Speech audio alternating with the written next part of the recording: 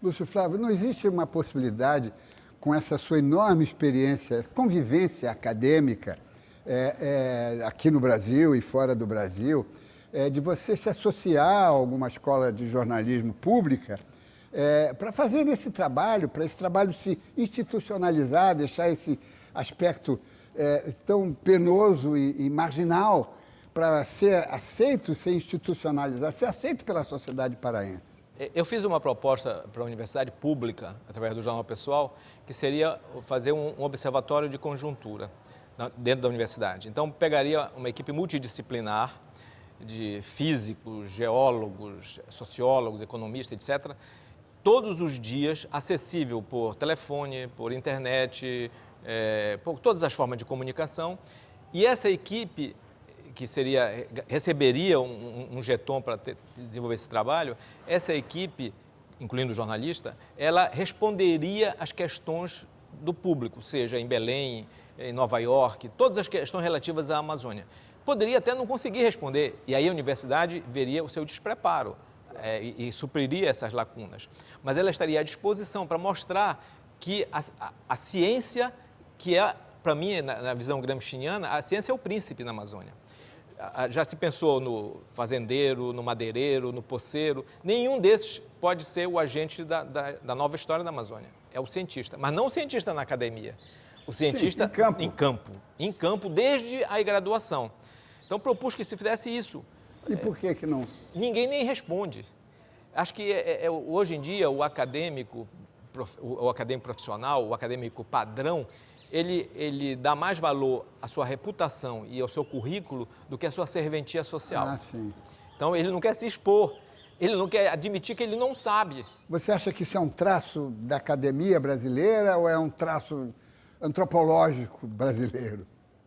O grande problema é o seguinte, uma vez eu estava nos Estados Unidos, no período que eu morei nos Estados Unidos, e fui convidado para fazer uma palestra em John Hopkins. E fiz a palestra era para ser só minha, mas acabou sendo um debate com o pessoal do Banco Mundial, que queria contrapor a minha fala e sabia que eu ia criticar o modelo. E aí ficamos até mais tarde, depois fomos jantar juntos, e às 7 horas voltei de Washington para Gainesville. Às 7 horas da manhã, o diretor do Departamento de Recursos de América Latina de John Hopkins já estava com o relatório dele sobre aquele encontro pronto. Me deu uma cópia do relatório, me convidando, inclusive, para que eu fosse me tornar pesquisador lá em John Hopkins. Então, os americanos não têm nenhum pudor em errar. Eles têm medo de não fazer. Então, o grande problema do intelectual brasileiro é que ele quer manter uma reputação ilibada, o que significa... E não faz nada. Não fazer nada. Você tem que correr todos os riscos. Eu já disse muita besteira na minha vida, mas eu disse besteira sobre coisas de vanguarda, que quase ninguém sabia. No livro o que deu no New York Times, do ex-correspondente do New York Times...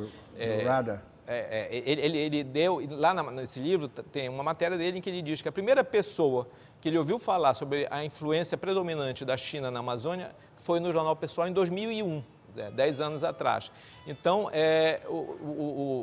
esse fato mostra que o jornalismo é aquele que enfrenta os temas novos. Se você está enfrentando, a gente vai na academia, ninguém fala nada, porque tem medo de falar. Quando deveria, onde está o saber organizado, deveria ter capacidade de enfrentar os temas novos. Você não encontra o interlocutor, não encontra a fonte, você tem que arriscar no velho método da tentativa e erro. Claro. Então, eu não me protejo desse risco, pelo contrário, eu quero enfrentar sempre os temas novos, aqueles que estão emergentes, porque com isso, a principal finalidade do jornalismo é fornecer as informações que vão suprir a agenda diária do cidadão.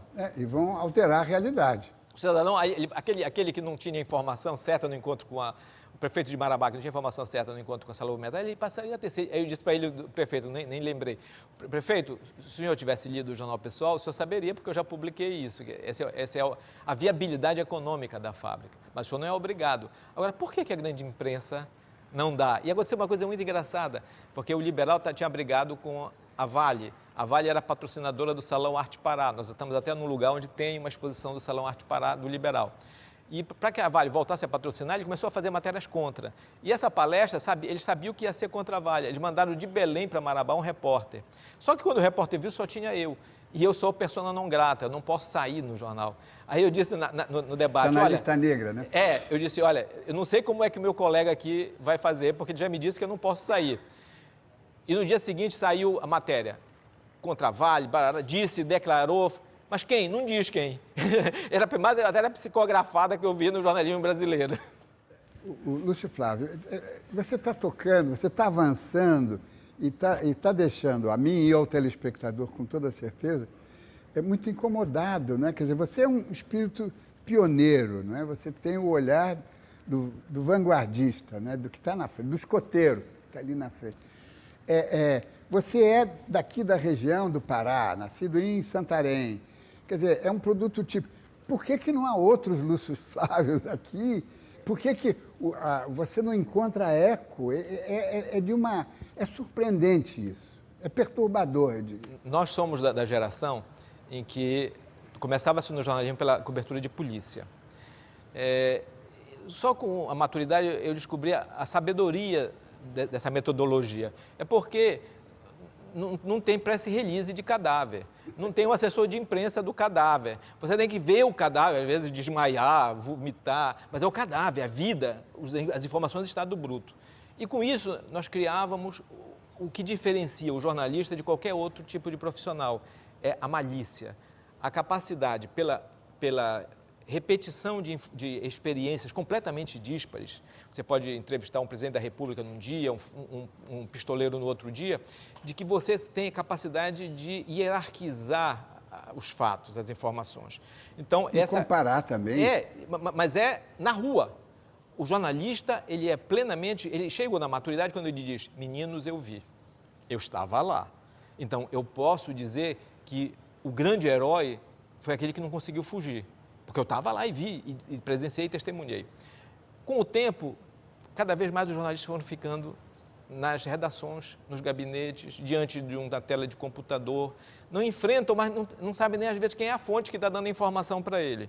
Perderam o contato visual, perderam a capacidade de viver a vida, os acontecimentos, de não ser uma referência numérica, estatística, etc.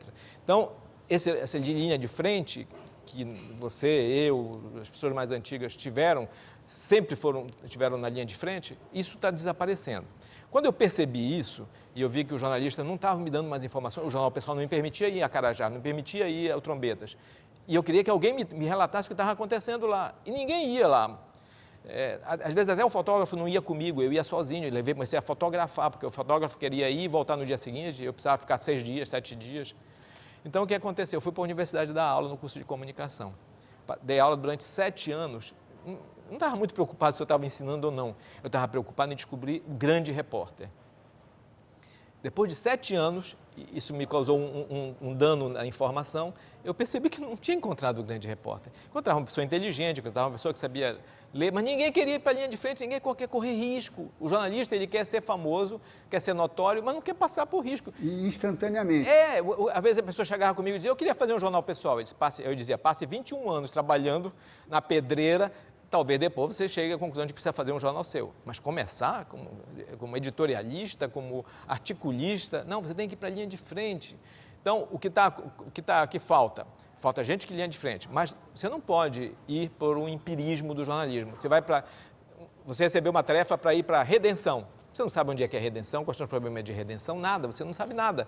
Então, você faz um relato impressionista, que é o que a gente vê na grande imprensa, os enviados especiais. Vem aqui rapidamente, faz um colchão de retalho e escreve, às vezes, asneiras, besteiras. Você quer ver um exemplo? Numa matéria da revista Época, alguns anos atrás, saiu uma reportagem sobre grilagem que dizia, por que grilagem? É porque os falsificadores de títulos colocam os papéis dentro de uma gaveta com grilos, e o grilo envelhece artificialmente o papel. Eu li aquilo e digo, não é possível, reli. Será que ele escreveu mesmo isso? Quem lida com o problema há muito tempo sabe que grilagem vem do latim, vem do que os romanos chamavam criar grilos. Por que criar grilos? Porque um sujeito tem uma área enorme que ele não faz nada, é um latifúndio improdutivo. O que é que ele faz? Cria grilos. Então, essa história é engenhosa, mas não serve para a realidade. Então, o que acontece é isso, os repórteres vêm e voltam, e não criam uma mecânica da observação. Eu comparo isso ao método estruturalista. O estruturalismo é você pegar uma fotografia e examina a exaustão, mas você não examina os filmes todos, as 36 poses, examina só uma pose. Às vezes até tem um jornalista ele tem uma grande capacidade inventiva, intuitiva, faz uma bela matéria, mas ele não entende a Amazônia. Ele pode vir aqui N vezes. Sabe qual é o meu teste para saber se a pessoa realmente conhece a Amazônia? Eu converso assim, eu convido, vamos comer um churrasco de aviu, uma costeleta de aviu.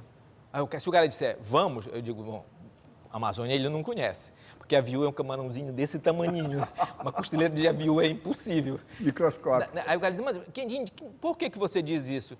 Eu digo, porque a intimidade leva o sujeito a perceber que na Amazônia os piores bichos são os menores.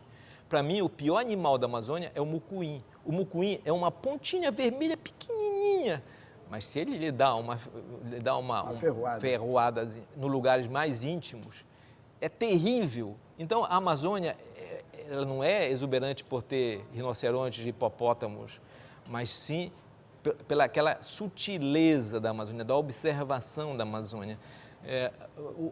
O pessoal do Mamirauá, quando começou a estudar lá na Ilha das Anavilhanas, que é a maior ilha fluvial do mundo, eles levavam o computador para fazer estatísticas sobre pesca de pirarucu. Depois de perder 2 ou 3 laptops que tinham um bar que caía na água, perdia, um mais arguto, mais sensível, ele olhou e disse, será que os pescadores daqui não sabem tudo o que eu quero saber e armazenar no laptop? Lúcio Flávio, você é um pioneiro, e os pioneiros são profetas, são visionários. Qual é o futuro que você vê para o Jornal Pessoal? Eu realmente não sei, porque do meu íntimo, se eu tivesse podido, eu teria terminado o Jornal Pessoal. Tentei uma vez, aí comecei a ler os jornais, aí aquela informação não batia, aí eu ligava para a minha fonte. O que está vendo assim, às vezes o oposto do que estava no jornal. Aí eu disse, não, eu tenho que voltar a fazer o Jornal Pessoal. O que eu esperaria? Eu esperaria, primeiro, que a grande imprensa, pelo menos, fizesse eco. Você foi furado pelo jornal, o Jornal Pessoal não quer furar ninguém. E vou lhe dizer uma vez o pessoal que entrou com as ações populares contra a privatização da Vale, feita em 1997, quando a Vale comprou a Inco, na maior transação de uma empresa da América do Sul, em 2005, eles entraram com uma ação na Justiça do Rio de Janeiro, ação devidamente fundamentada, para mostrar o seguinte, que o juiz não poderia aprovar aquilo sem que a Vale informasse todos os processos, a natureza da transação que ela tinha feito.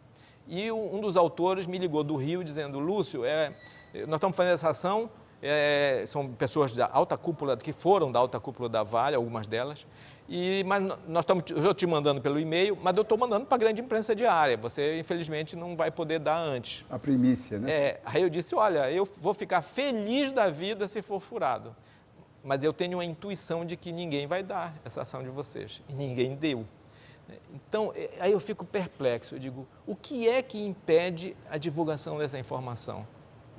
Você tem várias causas, algumas você não pode exercer controle, porque é o dono da empresa, a corporação, mas outras você podia pelo menos tentar fazer de alguma maneira. Então, o que eu espero no futuro? Eu esperaria que outras pessoas fizessem mais... E perdessem o medo. E perdessem o medo, é esse o principal. Uma vez perguntaram para o Milô, é difícil ser honesto? Ele disse, é facílimo, não tem concorrência. Então, é a mesma coisa, ser corajoso é facílimo. Quando todo mundo abre mãos, basta você fazer aquilo que tem que fazer. Então, você deixe que o medo chegue, não se antecipe ao medo. Obrigado, Lúcio Flávio Pinto. E assim encerramos essa edição especial do Observatório da Imprensa em Belém do Pará. Lembre-se, acompanhando o Observatório pela internet, pelo rádio e pela televisão, você nunca mais vai ler jornal do mesmo jeito. Boa noite.